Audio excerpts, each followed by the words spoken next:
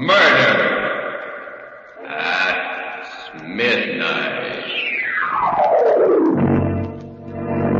So you're dropping a chicken, huh? Hey, guys. Yeah? What do you know? Chicken's turning out to be a rooster all of a sudden. Cock-a-doodle-doo. Cock-a-doodle.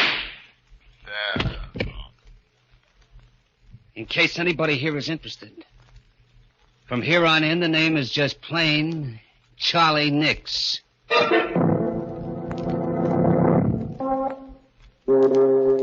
Midnight, the witching hour when the night is darkest, our fears the strongest, and our strength at its lowest ebb.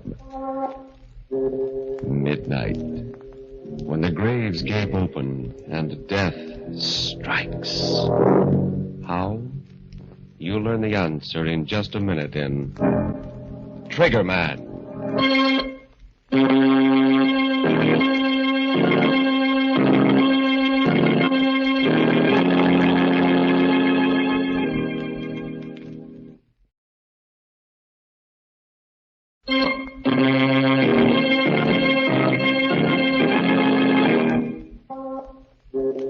And now, Murder at Midnight. Tales of mystery and terror by radio's foremost mystery writers.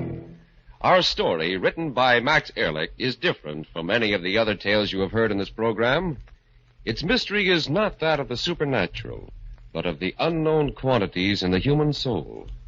And so, because it has suspense and complete credibility, we give you Trigger Man.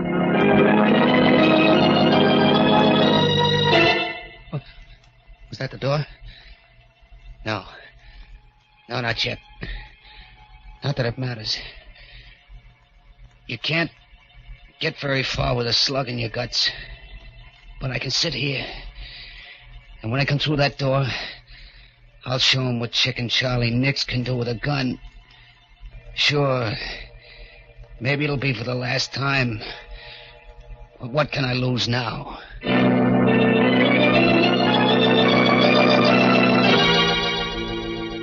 It's funny how it all comes back to you in the end.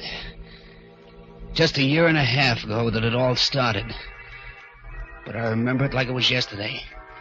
I was standing back in the doorway waiting for some sucker to come along. It was down at the waterfront and it was plenty dark. I stood there, the rod cold in my hand, waiting. Finally, I heard footsteps. A man and a woman. I waited until they were almost opposite the doorway, and then... Hey, buddy. Got a match? Why, yes, I think so. Never mind. Get your dukes up. Tell him he's got a gun. Oh, a stick-up, huh? Aren't you smart, sucker? Come on, reach. Get those hands up before I let you have it. Yeah. It's better. Okay, lady, let's begin with you. Oh, Tom, Hand over that purse. Better do as he says, Ann. All right, Tom. Thanks, lady. Thanks very much. Okay, buddy, let's have your wallet. I said come across with your wallet. Not tonight, chicken. What do you mean? Hey, wait a minute. How come you know my name? It's my job to know it. In your face, too. The name's Riley. From headquarters. Tom Riley. Plainclothes. Yeah. Keep up those hands. Keep them up or I'll drill you. I know you won't, chicken. Tom. Not for a lot more than I've got in my wallet. Tom, what are you doing? He'll kill you. I don't think he will. Will you, chicken? Keep away from me, Flatfoot. Don't come a step nearer, you hear? Another step and I'll splatter you all over the sidewalk. You haven't got the nerve, chicken. You know it and I know it. Now, drop that gun. Keep away, do you hear? I ain't afraid to shoot. I'll tell you, I'll let you have it. Then what are you waiting for? That was for the gun, chicken, and this is for you. No. Hold me up, will you yellow belly rat. Pull the gun on me, will you?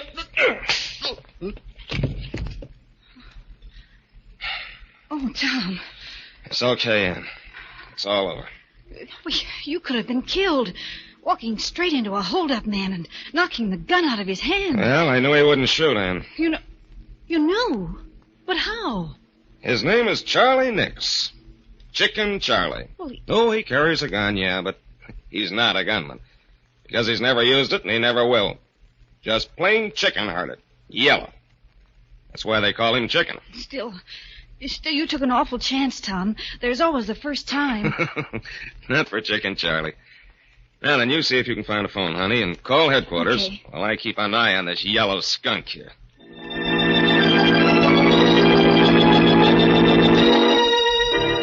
Yeah, that's the way it was. I just didn't have the nerve to put the blast on anyone. Sometimes in my room, I'd put my gun on the table and just look at it. I'd keep thinking, if I only had the nerve, I'd be one of Angelo Dinelli's triggermen instead of his errand boy. The rest of the mob would respect me instead of slapping me around and calling me Chicken. That's what got me more than anything else, the way they laughed and called me Chicken. It wasn't that I didn't try. That time I held up Riley, I was going to let him have it. I wanted to, but I don't know, at the last minute I got all cold inside. My fingers got stiff and numb. And it cost me a year in a pen. The day after I got out, I was sitting in the Boulevard Cafe having myself a beer when in walked the boss, Angie Dinelli. It's great having you back, Chicken. Thanks, Angie. Thanks. By the way, I saw an old pal of yours the other day. Yeah? Who? Tom Riley. Riley, huh? Yeah, it's too bad you didn't knock him off that night, Chicken. Yeah. But one of these days, Angie, I'm going to meet him, and then Sure, kid, I know how you feel. After all, when a guy takes your gun away, it makes you look like a chump. Yeah, he made me look like a chump, all right. But I'm different now, Angie. That year in a clink, well, I got a different kind of nerve now. Wait and see. I'm gonna... Sure, but take it easy, kid. There's plenty of time, plenty. You just got out of stir, and you got yourself to worry about. What do you mean, Angie? I did my time, didn't I? I'm in the clear? Sure, Chicken, sure. But if you ask me, the pen didn't do you any good. You look kind of all in. You don't feel so good, do you? What makes you say that, Angie? Oh, I don't know. Your face ain't got any color, and you're breathing hard all the time. Well, I feel okay. Sure. I ain't saying anything's wrong with you, Chicken. But you never can tell until a good doc checks you over, huh? Yeah, maybe you're right, Angie. Maybe I ought to see a doctor, huh? Now you're talking sense, kid. Tell you what I'll do. I'll take you to my own doctor, Dr. Leonard. He's a big specialist, and he'll give you the once-over right. Yeah, but he probably comes high, and Forget it, Chicken, forget it. I'll take care of it. Won't cost you a dime. Hey, that's pretty white of me, Angie. Think nothing of it, kid. After all, you're one of my boys, ain't you? Yeah. Yeah, I am. Well, if there's one thing Angie Dinelli does, it's to take care of his boys.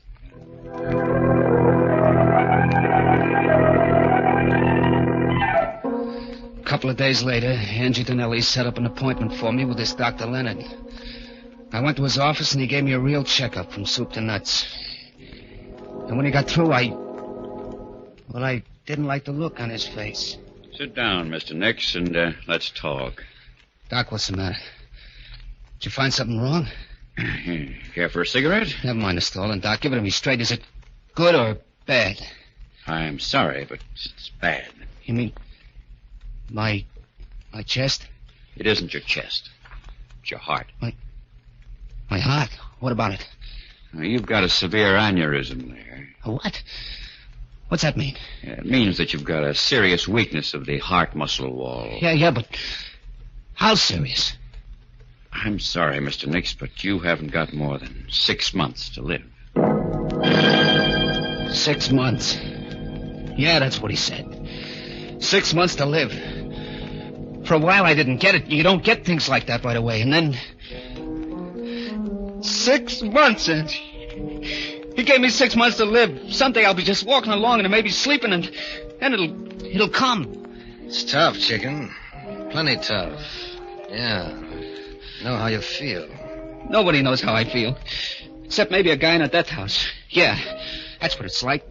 Like knowing when you're going to burn, waiting for it. Take it easy, chicken. Here, have another drink, huh? Yeah, thanks. Thanks, Angie.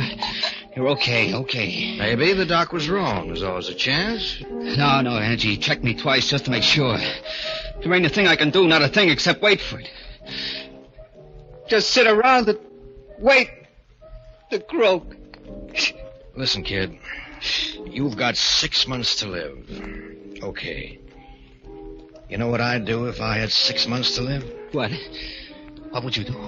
I'd live. Huh? Yeah, I'd spend all my time living. Champagne, dames, I'd have them all. I'd do all the things I ever wanted to do but didn't have the nerve to do before. You see what I mean, kid? I'd live a lifetime in 6 months. Sure, but that takes dough. You can get the dough? How? From me. Huh? Look, chicken. You always wanted to be a trigger man, didn't you? Yeah. Well, I'm hiring you right here and now. At $500 a week. 500? But, Angie, you know I ain't got the nerve. Sure you have, but it's different now. You don't have to be afraid of a thing. Not a thing. Well, you can go around blasting guys like clay pigeons if you want to. But suppose the cops nail me. What do you care? Suppose they send you to the death house. You got nothing to lose anyway, have you? Your heart's bad, ain't it? You've only got a little while anyway, either way. Yeah. That's right, Angie. That's right. What can I lose? Denelli was right. This was my chance. I packed a new gap and started to look for Riley. Riley the dick who'd set me up. Yeah, he was going to be number one. He'll be coming along here any minute, kid. Yeah. This is it, chicken. There's Riley. There he is. No, chicken, not yet. Wait till he comes closer. Look, Angie, I first one that comes hardest, kid. The rest are easy. Look at him, pal. He knows from nothing. Take your beat on him. You can't miss. Okay, chicken, go ahead. Let him have it. Go ahead. Blast him. You did it. Yeah, I guess I did. Flat on the sidewalk, colder than yesterday's hash. You did it, Charlie. Angie, You just called me Charlie. Sure, kid, why not? You're not chicken anymore. Now, maybe we better get out of here.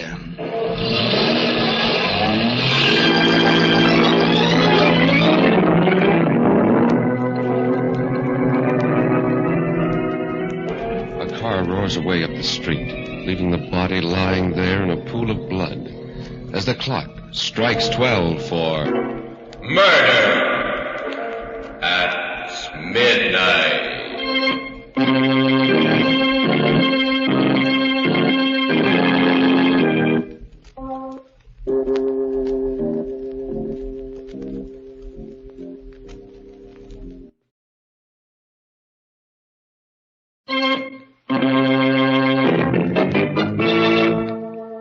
And now, back to Murder at Midnight, to the story of Triggerman. Where are they, anyway? Getting kind of anxious to see them. Even with a slug in my gut, I'll be able to give them quite a reception. Funny how a guy can change. How different it's all been since I put the blast on Riley. That was my first and the toughest one. After that, it was easy. There were plenty of guys in Angie Denelli's way, and I aimed to please. Whenever I watched one of them fold up with that funny expression on his face, well, it kind of helped. It helped me to forget how it was with me. It was like a champagne drunk. But then the hangover would come, and I'd remember that I had less than 6 months to live myself. Yeah, I was a different guy, all right. Take what happened a couple of days after I got Riley. We was having a meeting up at the Hideaway on a new job when a character named Bummy Devine started shooting his mouth off. Hey, chicken. Still carrying around that pop gun of yours? What did you call me? Chicken. Ain't that your name? The name is Charlie. Charlie Nix. Hey, guys. Yeah. What do you know? Chicken's turning out to be a rooster all of a sudden. Cock-a-doodle-doo. Cock-a-doodle. In case anybody else here is interested, the name from here in is just plain Charlie Nix.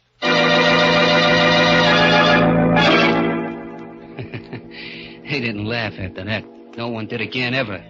I was it. I took chances where no other trigger man would. Why not? What'd I have to lose? In a few months, I'd be through anyway. There was a difference.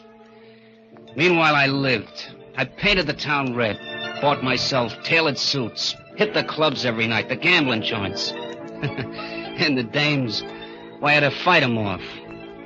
You can do a lot with $500 a week. Sure, I was hot, plenty hot. The cops couldn't figure out at the beginning who was doing all the fancy gun work, but they were getting warm, and they were getting close. I had to watch myself. And then one night, we were knocking off a fur warehouse. I was in the lookout car out front when suddenly... Hey, Charlie, a prowl car. Yeah, come on, Mike. Let's get out of here.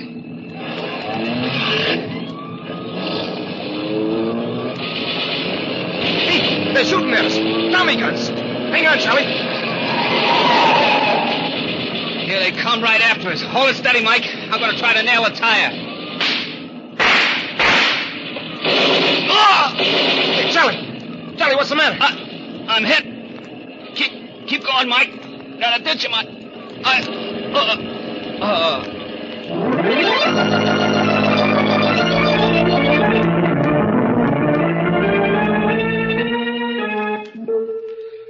When I opened my eyes, there was a smell of chloroform, and the doctor was just putting away some instruments. Mike was there, too, with a gat in his hand, making sure that the doc would cooperate. Hello, Charlie. How do you feel? I don't know. What happened? The doc here just dug a slug out of your chest. Oh. How am I doing, Doc? You'll be all right. Lucky you've got a good heart. Otherwise, you'd never have made it. What? Did you say my heart was good? That's right. But I don't get it. I thought I had a bad ticker. They told me I didn't have more than a few months to live. With that heart, my friend, you can live to be 100. That is, if the police don't interfere.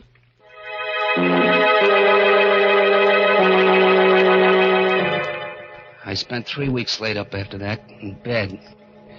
And every day the boss would send me flowers, comic books, and all kinds of stuff.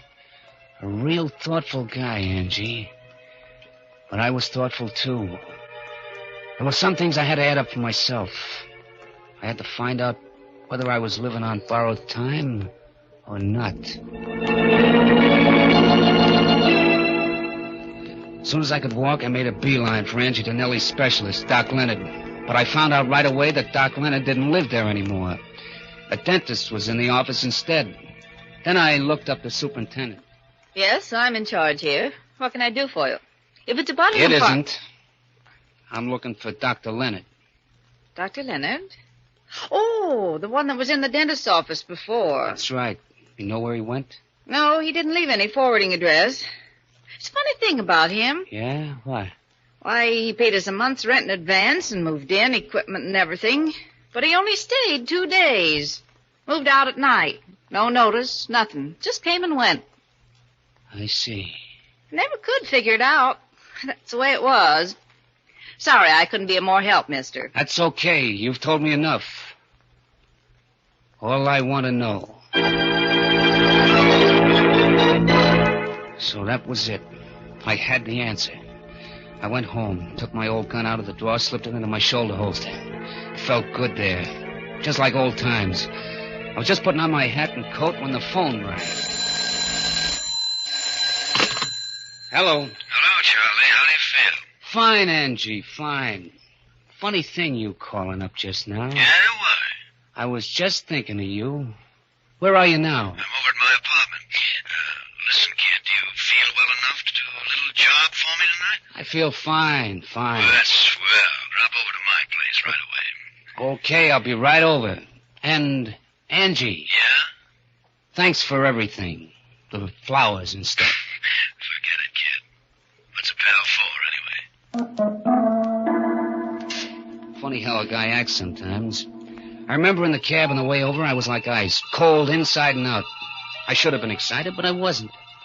I came up to Angie's apartment and knocked on the door. Yeah, who is it? Me, Charlie. Oh, okay. Come on in, Charlie. Yeah, thanks. Well, you're up and around, huh, kid? That's great. Yep. Not that it makes much difference. You see, Angie, my 6 months is supposed to be up tomorrow. Is that right? Yeah, that's right. And you know something, Angie? I feel fine. And yet, I'm supposed to croak. Well, it's just like I said, kid. Maybe Doc Leonard was wrong. Yeah, that's what I thought. Maybe he was wrong, made a mistake. Sure. So, this afternoon, I went up to see him. You did, huh? Yeah. And you know what, Angie? He doesn't live there anymore. No. In fact, he only set up practice there a couple of days. Kind of set me to wondering.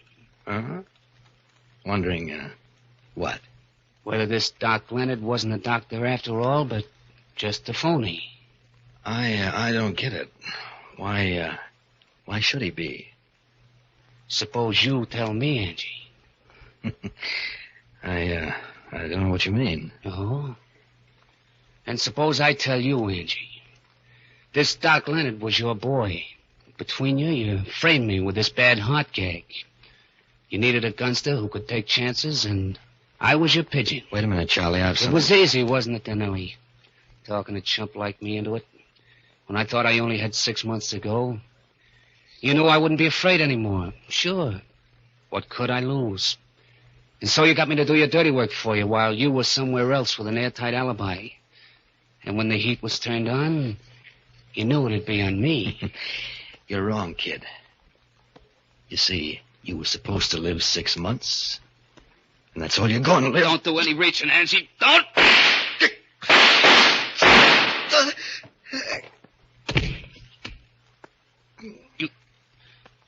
You taught me how to use a gun, Angie.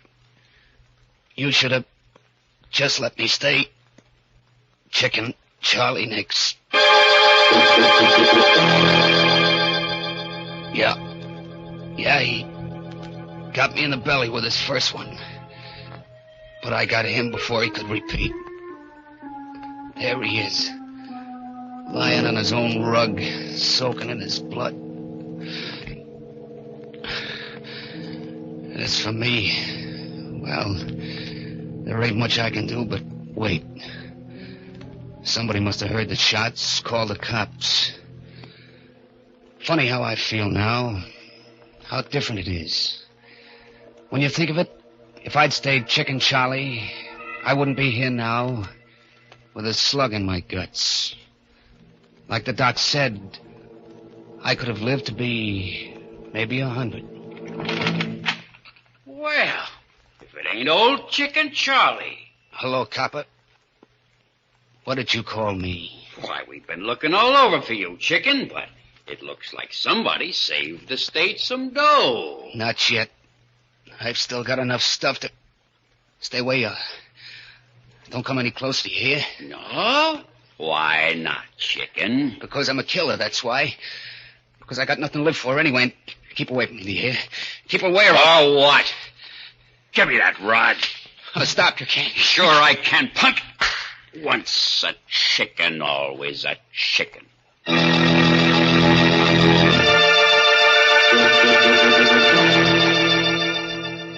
His eyes wide and incredulous, the hunched figure slips from the deep armchair, falls to the floor, next to the body of the man he killed. And somewhere in the distance, a clock in a church steeple starts chiming for... Murder at midnight.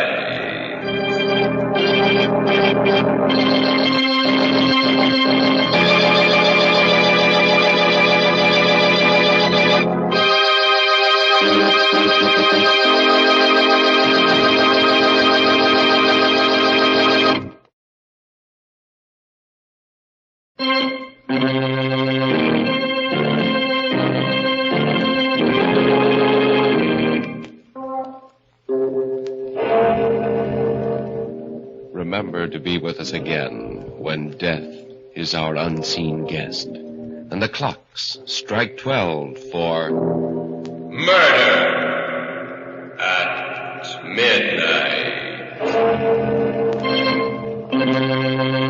The part of Chicken Charlie Nix was played by Bill Quinn. With music by Charles Paul, Murder at Midnight is directed by Anton M. Leader